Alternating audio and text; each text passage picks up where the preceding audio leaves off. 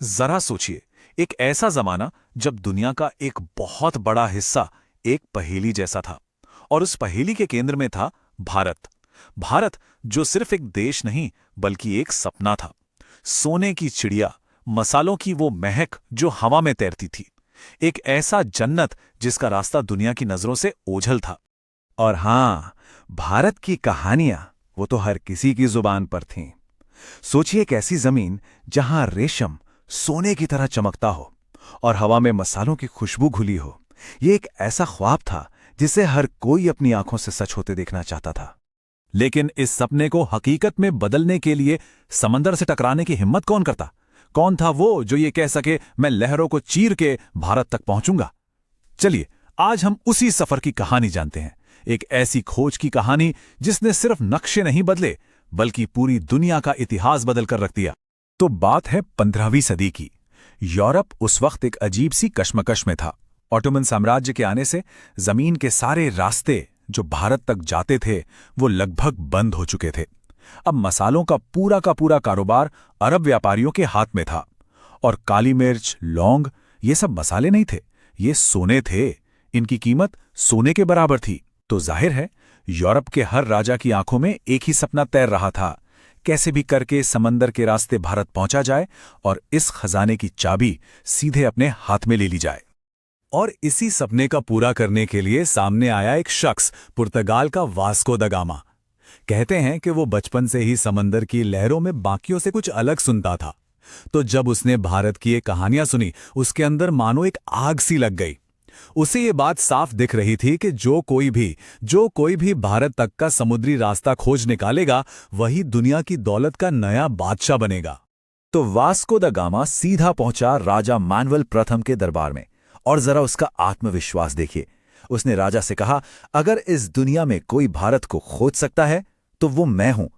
उसकी आंखों में वो जुनून देखकर राजा भी समझ गया, और बस इतिहास के उस सबसे बड़े सफर को हरी झंडी मिल गई। और फिर शुरू हुई जोरों शोरों से तैयारियां। 4 बड़े बड़े जहाज तैयार किए गए। महीनों का राशन, जैसे सूखा मांस, नमक में रखी मछलियां, सब कुछ जमा किया गया। लेकिन सामान से भी बड़ी चुनौती थी डर। एक ऐसा डर जो हर नाविक के दिल में था। देखिए, उस जमाने में दुनिया का नक्शा आज जैसा नहीं था। नक्शे अधूरे थे, और ज्यादातर लोगों का यही मानना था कि समंदर में एक जगह ऐसी आती है जहां दुनिया खत्म हो जाती है। सोचिए, इस डर के बावजूद 8 जुलाई 1497 को उन 4 जहाजों ने लिस्बन के बंदरगाह को अलविदा कहा। जैसे ही वो खुले समंदर में पहुंचे, असल इम्तिहान शुरू हुआ। आसमान छूती लहरें, ऐसी कि मानो जहाजों को निगल जाएंगी।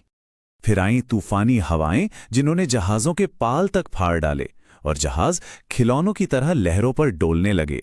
और जो मुसीबत बाहर थी, उससे बड़ी मुसीबत जहाज के अंदर थी। बीमारियां, बुखार, स्कर्वी, भूख, एक एक करके नाविक दम तोड़ने लगे। अब जाहिर है, नाविकों का हौसला टूटने लगा। सबने वापस लौटने की जिद पकड़ ली। और यहीं वास्को द गामा की असली परीक्षा थी। एक लीडर के तौर पर उसने अपने टूटे हुए दल को इकट्ठा किया और कहा, यह समुंदर हमें डरा रहा है, ये हमारी परीक्षा ले रहा है। हिम्मत रखो, हम भारत की दहलीज पर खड़े हैं।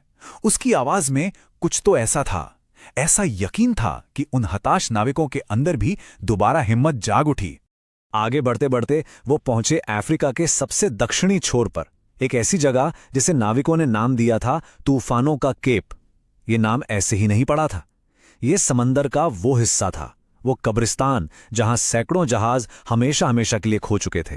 पहाड़ जैसी लहरों से जूझने के बाद किसी चमत्कार की तरह ही द गामा का बेड़ा मौत के इस दरवाजे को पार कर गया।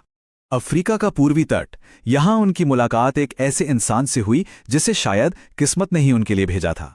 एक ऐसा शख्स जो इतिहास की धारा को मोड़ने वाला था। उसका नाम था अहमद इब्न मजीद, जिसे हिंद महासागर का उस्ताद कहा जाता था।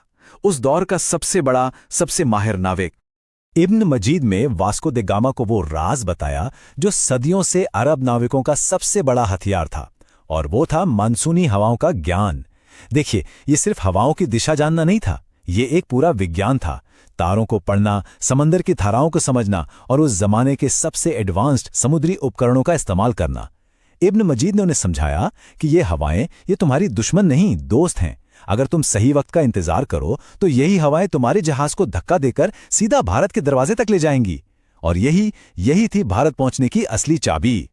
और फिर महीनों के सफर के बाद वो दिन आ ही गया। 20 मई 1498 सुबह की हवा में अचानक एक जानी पहचानी लेकिन नई खुशबू थी, चंदन की। ये भारत की पहली महक थी। दूर क्षितिज पर नारियल के पेड़ दिखने लगे और कानों में मंदिरों की घंटियों की धीमी धीमी आवाज आने लगी। वो पहुंच चुके थे कालीकट। कालीकट में पुर्तगालियों ने जो देखा वो उनकी सोच से, उनकी कल्पना से बहुत आगे था। बाजार मसालों, रेशम और ऐसी ऐसी चीजों से भरे थे जो उन्होंने कभी नहीं देखी थी। यहाँ की संस्कृति, यहाँ के लोग, सब कुछ बेहद विकसित था। कालीकट के शासक जमोरिन ने भी उनका बाकायदा शाही स्वागत किया।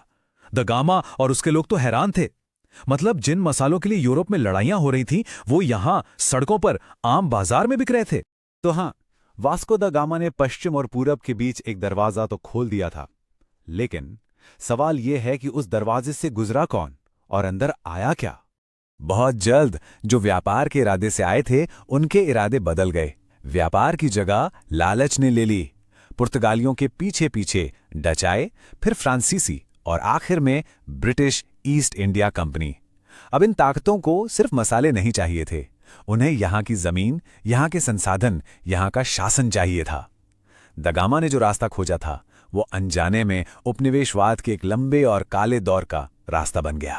तो देखिए, 1498 में भारत की जमीन तक पहुंचने का एक रास्ता खोजा गया था, लेकिन भारत की असली पहचान, उसकी आत्मा की खोज तो सदियों बाद 15 अगस्त 1947 को हुई।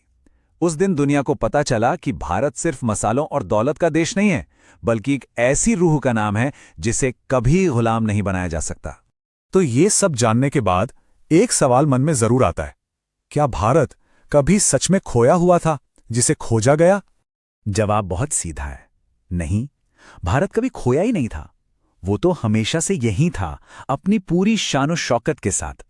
बस शायद दुनिया को उस तक पहुंचने का रास्ता ढूंढने में थोड़ा वक्त लग गया। क्योंकि भारत सिर्फ नक्शे पर एक जमीन का टुकड़ा नहीं है, भारत एक सोच है, एक विचार है, और विचार कभी खोते नहीं। वो बस इंतजार करते हैं कि कोई उन्हें आकर खोजे।